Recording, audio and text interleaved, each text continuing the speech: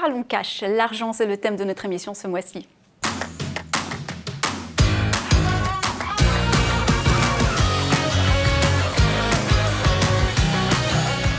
Bonjour à tous et bienvenue dans Businesswoman. Blé, pécule, monnaie, thune, oseille, flouze. Il a 1000 noms, celui que l'on nomme plus communément dans le langage courant argent. Alors parlons cash avec nos deux invités. Avec moi sur le plateau pour m'accompagner sur ce sujet, Aurélie Perruche, fondatrice de Masspatule. Bonjour. Bonjour Linda. Et à côté de vous, Noélie Balèze, CEO et cofondatrice de Pampa. Bonjour à toutes les deux. Bonjour. Alors les téléspectatrices ne vous connaissent pas encore. Mais j'ai été faire mon indiscrète et j'ai été scroller votre Instagram. Ça donne quoi? Eh bien, la réponse en images. Aurélie, on commence avec vous. Si vous êtes un cuisinier en herbe ou un chef étoilé, vous connaissez forcément Masspatule, ce site e-commerce fondé en 2012 par Aurélie Perruche et Ivan Morales. C'est le leader des ustensiles de cuisine moyen de gamme. Le succès est presque immédiat après 7 ans d'existence. La marque compte près de 8000 références et 250 grandes marques. Baudoun, L'Écuyer, Mastrade, Le Creuset, tout y est. Et parce que ces deux entrepreneurs sont aussi gourmets que bûcheurs, Masspatule ambitionne d'ouvrir un nouveau site entièrement dédié aux professionnels. Et bien de quoi nous mettre l'eau à la bouche. Aurélie, est-ce qu'il y aurait une info ou une photo que j'aurais oubliée ? Linda, alors je pourrais dire beaucoup de choses, beaucoup de choses. C'est vrai qu'on a plein de projets, le professionnel, ouvrir une boutique, il y a plein de projets. Par contre, ce qui me semble important aujourd'hui, c'est de dire que Masspatule, en fait, c'est pas uniquement un site de vente d'ustensiles de cuisine. On a des recettes, on essaye vraiment de créer une communauté, en fait, mettre un peu de convivialité, de gourmandise, puisqu'on est quand même le pays de la gastronomie. Oui. Donc, en fait, on vend pas que des ustensiles. On est en train aussi de revoir un peu, on va revoir le site pour justement que les gens sentent cette communauté. Et on a aussi des recettes pour leur dire, bah voilà, pour réaliser votre tarte aux pommes, voilà ce qu'il faut, mais on n'est pas là que pour vendre des ustensiles de cuisine. C'est parfait, on passe à vous, Noélie Balèze. Alors, nous sommes en 2012. Alors que Noélie Balèze travaille pour l'agence événementielle We Love Art, elle fait la rencontre d'Emmanuel Magnan. Tous deux passionnés de fleurs et de digital, elles ont l'idée d'un shop de livraison de fleurs. De cette envie commune naît Pampa, qui vient grossir les rangs de la fleur en ligne, mais dépoussière un peu le marché. Pampa fait le choix de la modernité, des produits frais en quantité limitée, livrés à tout moment partout en France, des créations sauvages et aériennes, des formes énigmatiques, des couleurs éclatantes, selon Noélie, qui puise son inspiration dans sa deuxième passion, la musique, paraît-il. C'est votre deuxième passion? Oui, deuxième tropisme. Oui. J'ai travaillé 10 ans dans l'organisation d'événements de festivals de musique. Est-ce que j'aurais oublié une info, une photo supplémentaire? Alors sur les photos justement Instagram, on peut découvrir des nouveaux types de produits. On va plus loin que le bouquet de fleurs parce que pour nous, notre conception du fleuri, ça ne s'arrête pas à la tige de fleurs composée. C'est aussi toute une sélection aujourd'hui de cadeaux, d'objets autour de la fleur. Donc on voit aussi bien des vases, des bougies que des vannes avec des motifs fleuris. Parfait. Eh bien écoutez, c'est tout de suite le moment du libre-échange. Alors, première question. Vous êtes toutes deux entrepreneurs, vous avez entrepris, vous avez levé des fonds, donc l'argent c'est un sujet que vous connaissez bien. Est-ce qu'on a réellement besoin d'argent pour entreprendre? Est-ce que c'est une légende urbaine? Qui veut commencer? Je dirais oui et non. Alors, ça peut paraître un peu suisse, mais en fait, nous, on a démarré en fait, sans argent au démarrage. Donc, c'est comme ça aussi qu'on a testé un peu le marché. Après, foncièrement, ça dépend énormément de l'activité dans laquelle on est. Je pense qu'aujourd'hui, dans le e-commerce, c'est très compliqué d'arriver à gagner sa vie sans lever de fonds parce que le e-commerce va très vite et qu'on a besoin de fonds pour développer sa marque, le marketing, etc. Et que ça coûte globalement très cher même de mettre en place des équipes. Au démarrage, on n'a pas forcément les fonds pour payer les salaires, si on est très honnête. Donc je pense qu'aujourd'hui, dans le e-commerce, c'est quand même très compliqué de faire sans fonds. Après, globalement, ça dépend quand même beaucoup de son activité. Oui, je pense aussi que ça va dépendre de la vitesse à laquelle on a envie d'aller. Les objectifs.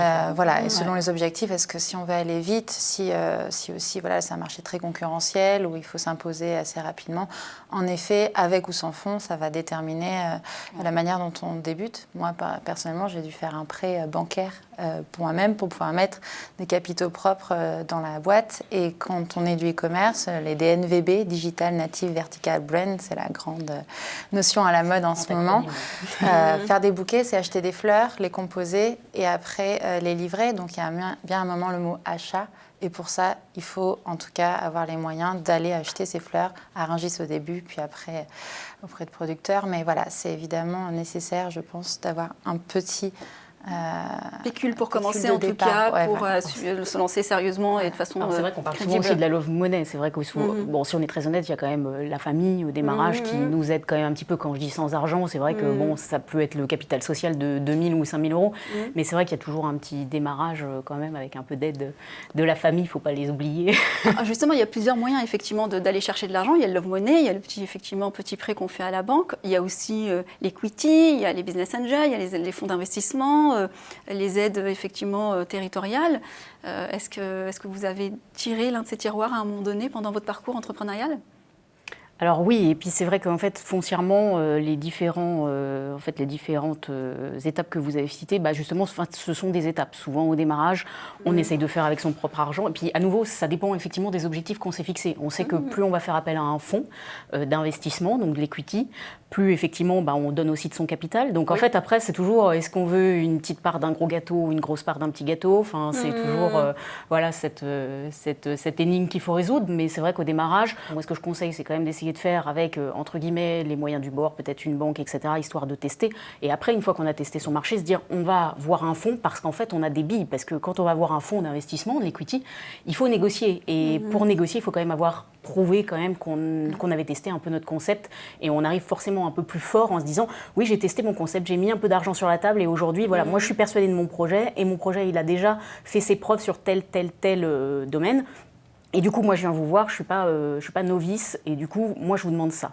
Et ce qui permet quand même de négocier foncièrement, si on est très honnête, les parts de capital aussi derrière. Bien Donc, ça, pour moi, ça a quand même une importance de bien choisir aussi les fonds est-ce qu'on va auprès d'une banque, auprès d'un fonds, etc. Oui, et potentiellement, si on passe par une banque comme vous, Noélie, peut-être éviter la caution personnelle. Je ne sais pas si ça a été votre cas, mais c'est souvent un écueil. Là, quand je parlais de la banque, c'était moi en perso au début, parce qu'on peut mettre 1 euro, ça peut être 1 euro symbolique quand on dépose sa société, donc là c'était une SAS. Donc là c'était en perso, mais après, en effet, nous, notre première step, ça a été d'aller chercher 10 000 euros auprès d'une banque pour louer un Kangoo, pour aller à Rungis. Donc, très très simple. Et oui, on a des cautions personnelles, évidemment, au début. Et alors, l'entrepreneur n'a pas toujours bonne presse dans notre pays, il faut l'avouer, culturellement, c'est parfois difficile. Est-ce que l'entrepreneur entreprend pour l'argent ? Est-ce que l'argent en soi est une quête ? C'est souvent ce qui est reproché à l'entrepreneur. Est-ce que vous pensez que c'est une réalité ? Quelque part. Moi, je pense que c'est ce que se disent les gens qui ne sont pas entrepreneurs. Mais je pense que beaucoup, si ce n'est la majorité, alors je ne vais pas parler pour la majorité, mais je pense que beaucoup d'entrepreneurs ne font pas ça pour l'argent. Parce qu'au démarrage, si on est très honnête, on ne se paye pas. Et je pense vraiment qu'on fait ça pour... Alors, je vais parler pour moi, mais on en entend souvent, changer le monde. Et c'est vrai que c'est pour changer, en fait, le monde à notre façon. Moi, je sais que quand on a créé maspatube.com, c'était se dire, j'ai pas trouvé ce qu'il me fallait. Et donc, je vais essayer de le créer. Je vais essayer aussi de créer un service client parce que je veux apporter quelque chose aux clients. Même si je suis sur Internet, il y a quelqu'un derrière et je veux leur apporter ça, une communauté, des recettes, etc. Et je veux leur apporter quelque chose qui ne se trouve pas aujourd'hui. Donc, je pense qu'on est vraiment plus dans ce domaine-là que purement pécunier en se disant, oui, je vais gagner ma vie, je vais être très riche avec ça. On prend énormément de risques quand on est entrepreneur et ça, on n'en parle jamais. On prend beaucoup de risques et financiers et on peut tout perdre du jour au lendemain. Nous, on n'a pas de chômage si la boîte s'arrête demain. On a cotisé, mais il n'y a rien derrière. Donc, quand je vois aujourd'hui des tarifs de poste sur le marché, clairement, ce n'est pas le métier d'entrepreneur que je choisirais pour m'enrichir avec les bons congés, un rythme de vie acceptable, rentrer le soir chez soi et pouvoir vivre sa vie. Voilà. Parce que moi, je pense aussi être entrepreneur. Donc, il y a la passion de ce qu'on travaille. Donc là, il y a la fleur. Il y a aussi un peu ce truc d'avoir été piqué, de se dire en fait, moi je suis comme ça et j'ai besoin de cette adrénaline. J'ai besoin de cette adrénaline de construire des projets, d'aller monter mon équipe parfaite, ma vision d'une équipe et d'une entreprise parfaite. D'ailleurs, une question rapide, à partir de combien de temps vous avez pu vous rémunérer, très honnêtement ? Nous, il nous a fallu 2-3 ans. Et encore 2-3 ans, 2 ans pour se payer au SMIC, si on est assez honnête. Et du coup, ça fait 1 an qu'on a un salaire un peu plus important que le SMIC, mais qui n'est pas effectivement un salaire qu'on pourrait trouver sur le marché. Donc, oui, nous, pareil, pendant 10 mois, les allocations du chômage nous ont aidés. Et après, on était au SMIC pendant un petit bout de temps, oui. Alors cette émission est dédiée à l'entrepreneuriat au féminin. On a nos confrères de la Tribune qui ont réalisé une étude. 2% des montants seulement levés en 2018 ont été faits par des femmes. C'est vrai que sur ces sujets, on a souvent deux écoles. On a d'un côté les féministes qui parlent d'une discrimination liée au genre. Les mots sont forts. Et de l'autre côté, certains qui pointent du doigt les femmes en disant qu'elles s'autocensurent. Votre point de vue finalement sur cette question épineuse, est-ce que les femmes s'autocensurent ou est-ce que réellement il y a une discrimination liée au genre ? Moi, je pense que, d'une manière dans la vie, c'est toujours ma vision, je pense que c'est un juste équilibre entre les deux. C'est-à-dire que c'est vrai que c'est un sujet très sensible aujourd'hui, les femmes, dans les entreprises, mais dans la société en général.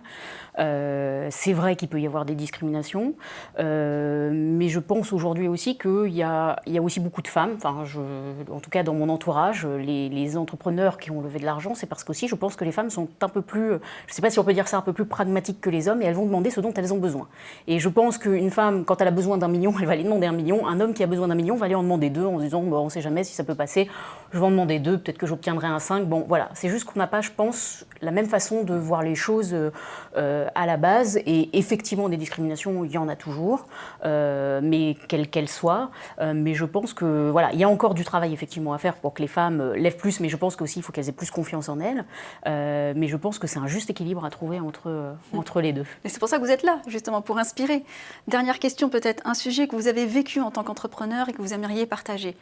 Nous, ce qui était très amusant, c'est qu'en fait, la boîte, elle a grandi tellement rapidement. Là, on a 3 ans aujourd'hui. Ça fait 4 fois qu'on déménage parce qu'à chaque fois, on arrivait dans un lieu, on se disait « Ah, super, alors moi, j'ai mon bureau là, ici, on va rester 1 an ici. » Pas du tout, on restait 6-7 mois à peine. Donc, on est devenu très fort maintenant pour vite changer de coquille comme un Bernard l'Ermite. Et la dernière en date, là, c'est le lieu dans lequel on est aujourd'hui. C'est un ancien supermarché, c'était le Franprix. On allait faire nos courses en face de chez nous. Et là où on allait acheter l'eau, les packs d'eau, là où il y avait les caisses, etc.